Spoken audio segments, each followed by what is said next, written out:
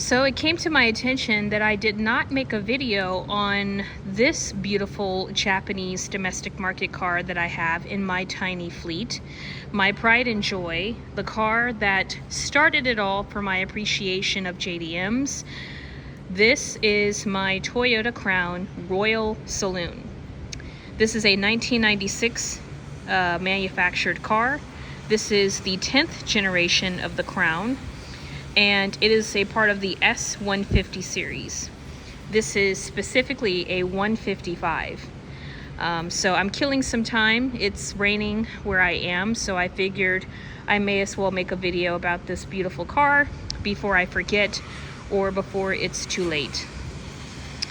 And this is my creme de la creme.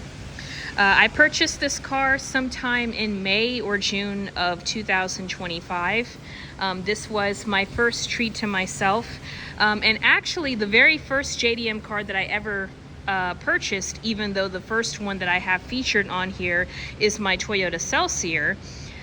It was a 2000 Toyota Crown with a 2JZ FSE engine, which was never manufactured for USDM Toyotas. And I absolutely loved it. It's definitely better than the 10th generation in terms of interior feel, but it didn't have cruise control. And I have to admit, I am rather disappointed that Toyota did not standardize cruise control for their luxury cars. It was still an option that buyers could choose from, I guess, if they wanted to mitigate the cost of the vehicle they were purchasing. But I'm kind of bummed out by that, because if I'm paying thousands of dollars for a luxury car, I would hope that, you know, having cruise control would just be standard and not optional. So I took the car back and I requested to trade it for the Toyota Celsior, which does have cruise control. But I missed this car so much, I loved this car so much, that I decided to go back and buy this generation Crown. And this does have cruise control. And I absolutely love it. Even though the cruise controls have limits on them in Japan, I guess to mitigate lawsuits, having something is better than nothing.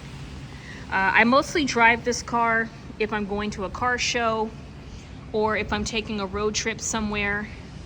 So having cruise control is an absolute must for me.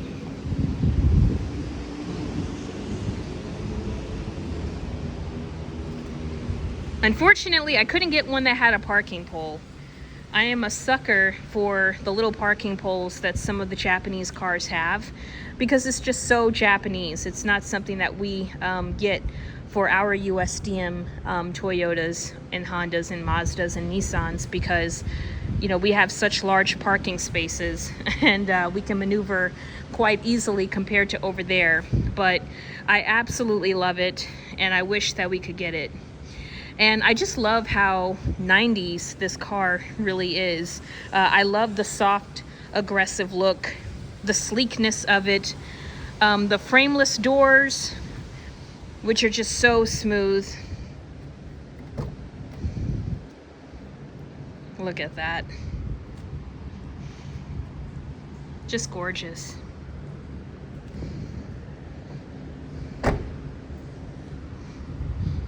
Wow, I caught a whiff of that air filter in there, and it smells amazing. If anyone's ever been in one of these, you know they have a very distinctive, unique smell to them, and I just love the way it smells.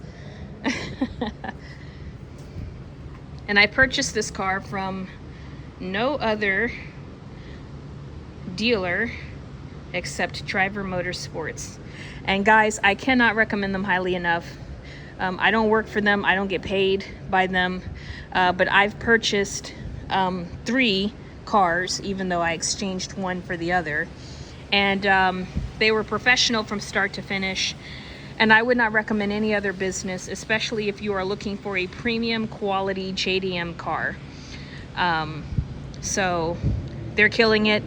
I hope to broker another car in the future by them. we will see as time goes on if the price for these imported cars don't go through the roof. Gonna step inside so we can take advantage of that quiet cabin space.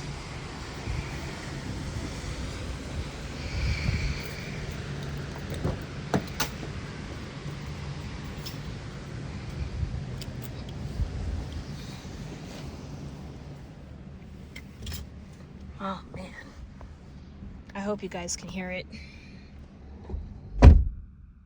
Just night and day.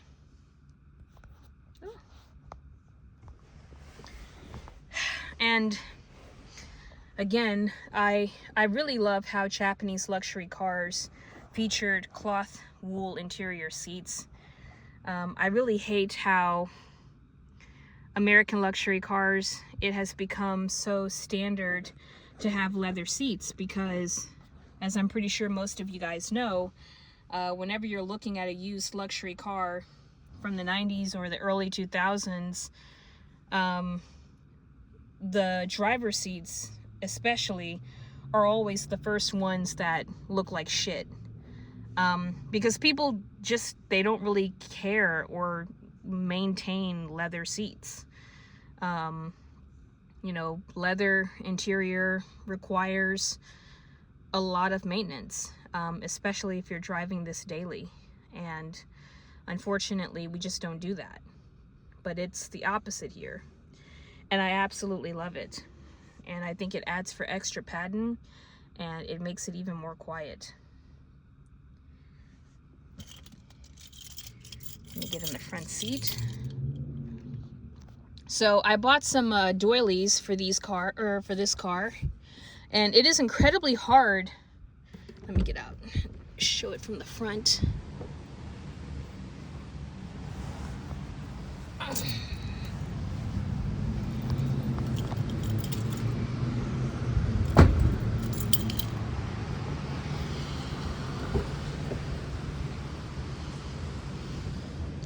So it is incredibly hard to find doilies for the S150. It seems like all the rage is towards the 170 series, since those became legal to import last year. So if you go on eBay, they are abound everywhere.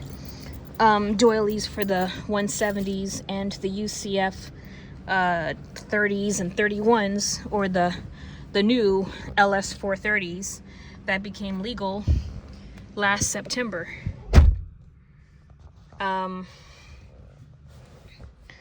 So I found this and I immediately grabbed it, but unfortunately the rear doilies do not fit my seat, because they were made for the Royal Saloons that had the reclining seat option, and mine does not.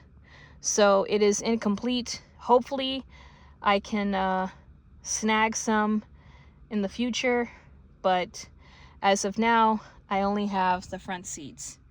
I know that there are some aftermarket doilies that are available, but I really prefer OEM ones. So I guess I'll just have to be patient, or I'm just shit out of luck. Absolute amazing soft leather, just gorgeous. And this comes with the digital dash. Now, this is not the highest fancy trim that's out there. For those of you who may know that they come in different specs and features. So, you know, this doesn't really have all of the bells and whistles that other trims have, unfortunately. But I only paid $12,500, or actually 11 grand for it, really. So, you know, I'm not complaining. And I think when I bought this, it only had like, I don't know, maybe 50 or 60,000 miles on it. So, you know, I'm not mad about it. This is the digital dash. I really like it. She starts up amazing. Gorgeous. Absolutely gorgeous.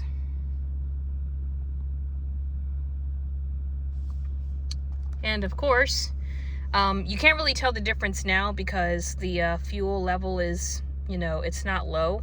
But if it was low, like I think to where that last tick mark is, right above the E, you can press the scale change to get a closer look to see where your fuel is, like how far low you are.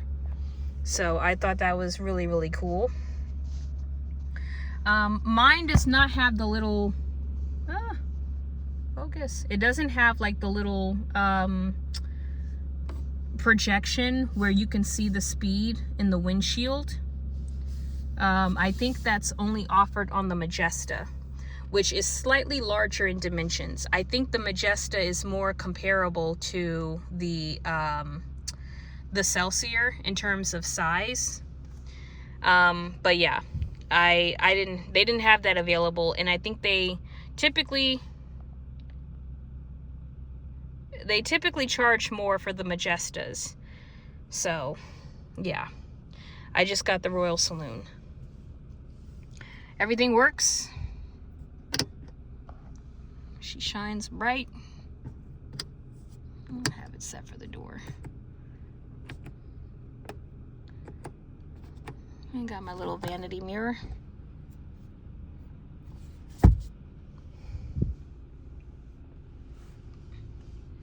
My little ETC card. Yeah, she works. Now, let's talk about the elephant in the room. This bad boy. So I will say, if you are looking for a crown, in my personal opinion, I would recommend that you get one that has a manual sound system, so that you can easily install aftermarket parts. Or if you just wish to enjoy it as it is and keep it fully stock, as I prefer to do, you can do that. These old crowns tend to have leaky capacitors, which causes the EMV, which I think stands for electronic multivision screen, to black out or go all white. They may still be responsive, like mine is, but you can't see what you're touching unless you have a reference manual to guide you. Or in my case, I have a Toyota Celsior, and both of the screen layouts are like identical. So just from memory and having used the Celsior so much, I was kind of able to guess where everything was. And I also had a manual to reference, which is really cool.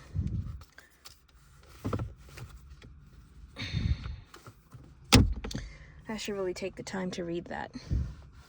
Now, there are some people that have tried to work around this, but from what I've seen, there's a really good Facebook group that's dedicated to Toyota Crowns. There are 2 Toyota Crown Facebook groups that are based in North America. So there are people that have posted about, you know, working around this to try to make it work. But I think the conclusion that they have found is that if you do try to use an aftermarket part and a bezel, you sacrifice the rear air vents, control of the air vents that you get in the back. So you'll only be able to operate the front vents, and it's a very, very tedious process. It's not impossible. It has been done. People have done it, but it is extremely tedious.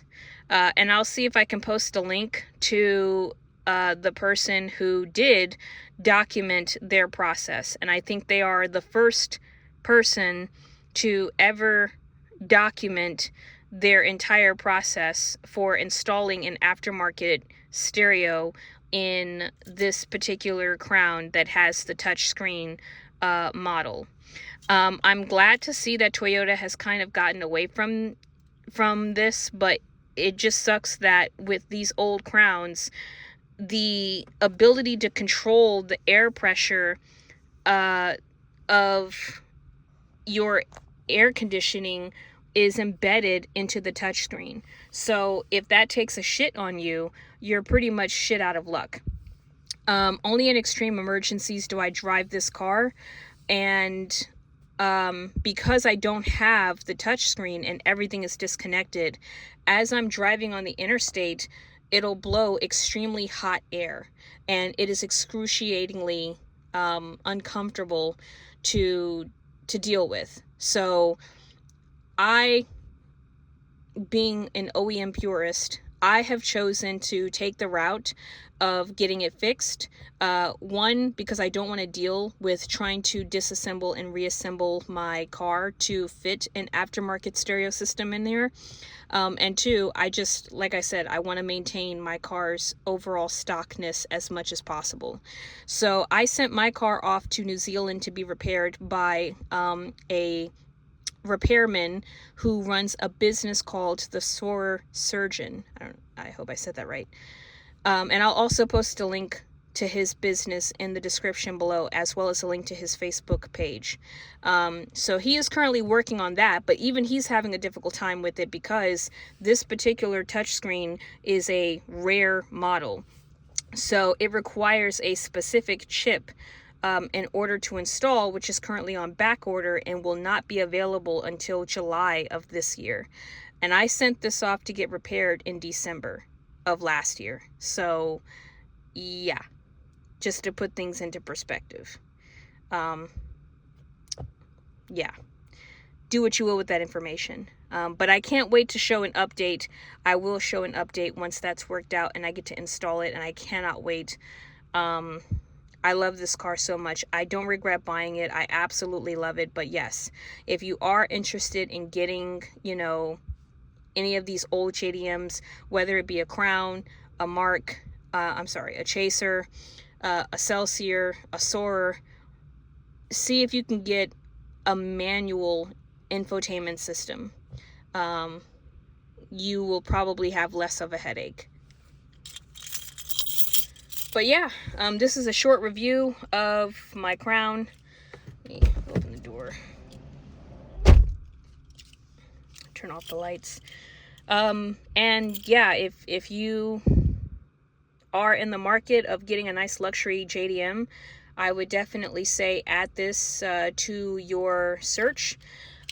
These cars are, well, in the beginning, they were heavily overlooked. I don't think I've ever heard anyone talk about Crowns or even Celsiors or Soarers. Oh yeah. This car has the 2JZ GE engine. So I know everybody wants to get the Supra, but in my humble opinion, if you are on the budget, you could totally, I would say get this.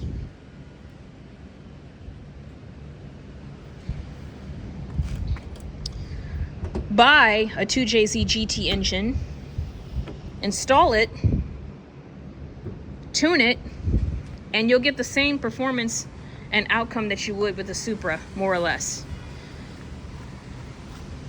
But yeah, this is my 2JZ GE engine, inline 6.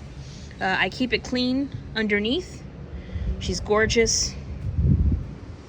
And like I said, I don't really drive this car very much, so she's, yeah, she's spotless.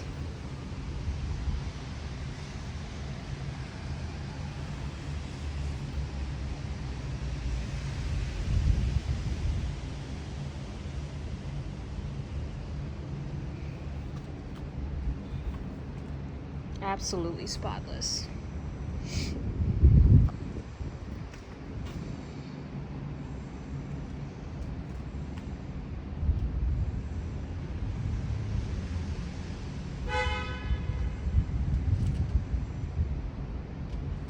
Yeah.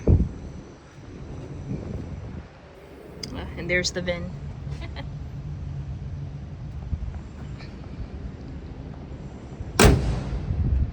But yeah, get you a 2JZ GTE engine for about maybe 7 grand, you know, put it in there, and you got yourself a sleeper, and you'll come out for probably like, what, less than 20 grand?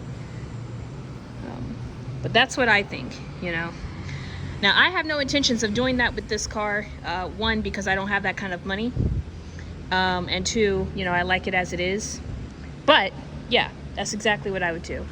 Anyway, thank you for watching. This is just a short little, well, not a short, but this is just my review. This will probably be the last car review that I have, since I've pretty much shown them all. But hopefully I'll do some drive along content, and you can see what it's like as I take these little beautiful cars out for a spin. And thank you for watching. Take care.